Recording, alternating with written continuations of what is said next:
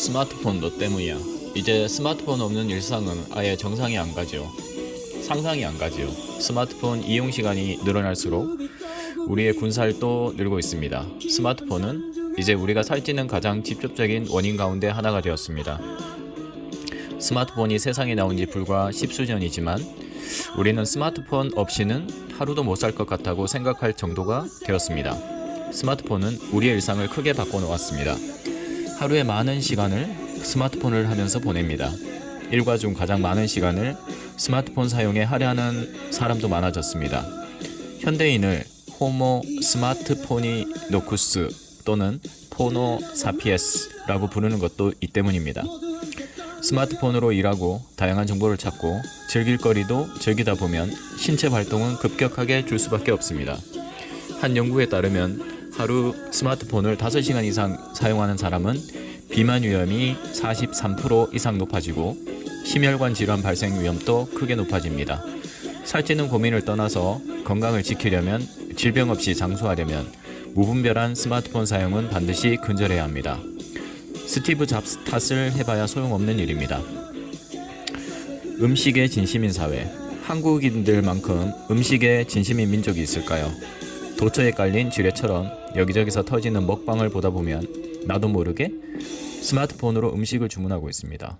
어떤 외국인은 한국만큼 쉽게 음식점을 찾을 수 있는 나라를 못 봤다고 말할 정도입니다. 또 한국인들은 시도 때도 없이 음식을 권합니다. 배고프지? 밥 먹었어? 이것 좀 먹어봐. 같이 음식으로 인사와 안부를 건네는 문화가 우리의 식욕 자제력을 무너뜨리기도 합니다. 게다가 음식 광고도 피해갈 수 없습니다. 스마트폰으로, TV로, 유튜브 광고로 음식 유혹이 휘몰아칩니다. 차라리 눈을 감고 다닐 수도 없는 노릇이니 그 많은 음식 자극을 참아내기란 크나큰 고행에 가깝습니다. 그러니 식욕을 다스리는 일에서만큼은 한국인으로 태어난 것이 후회스럽기까지 합니다. 다이어트 강박증, 잘못된 다이어트 문화. 한국인의 외모에 대한 관심은 갈수록 커지고 있습니다. 당연히 날씬하고 멋진 몸매에 대한 갈망도 나날이 커지고 있지요. 특히 젊은 여성 가운데는 다이어트에 온통 정신이 쏠려 있는 듯한 모습마저 보이는 분도 많습니다. 다이어트에 대한 관심이 지나치면 그 관심은 강박증이나 불안증으로 변하고 맙니다. 실제로 다이어트나 체중에 과하게 집중하는 분이 많습니다. 외모를 중시하는 문화나 사회 분위기가 이를 더욱 부추기지요. 학자들은 이런 현상을 다이어트 문화라고 부르기도 합니다.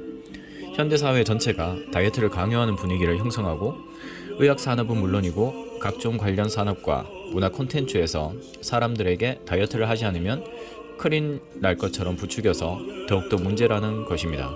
이런 세상에서 살다 보면 나도 모르게 다이어트에 집착하게 되고 다이어트에 좌지우지되고 맙니다. 이런 강박증이나 불안, 걱정은 오히려 자연스럽고 건강하게 체중 조절을 할 수 없게 만드는 주요한 심리적 원인이 됩니다. 쫓기면 쫓길수록 다이어트가 힘들어지기 때문입니다. 체중 조절에 성공하려면 우리 사회에 퍼진 다이어트에 대한 허상을 조장하는 문화에 대해서 충분히 저항하고 반론을 펼칠 수 있는 용기를 가져야 합니다. 체중 조절을 하는 진짜 이유는 오로지 건강하고 아름다운 몸을 지키기 위해서입니다.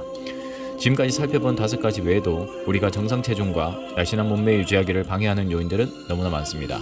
어찌 보면 살이 찌지 않도록 식사량을 조절하고 정상 체중을 유지하기란 너무나 힘들고 고난에 가까운 여정일 수도 있습니다.